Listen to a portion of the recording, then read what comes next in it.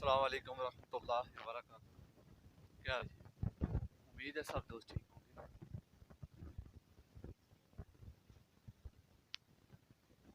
आज घोड़े को भाई लेके गए हुए थे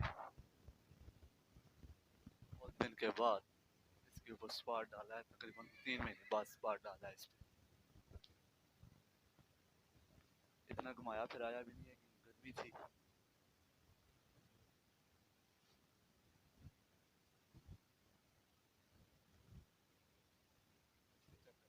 घोड़े की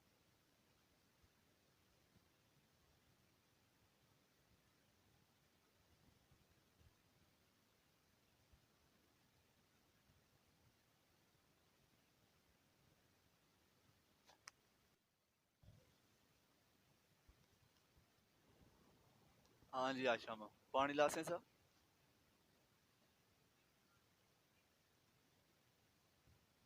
इस घोड़ी और बिछेरे को बाहर बांध देते हैं, दिन को घास शस खाते हैं तो रात को जो है घर में पट्टे से डाल देते हैं।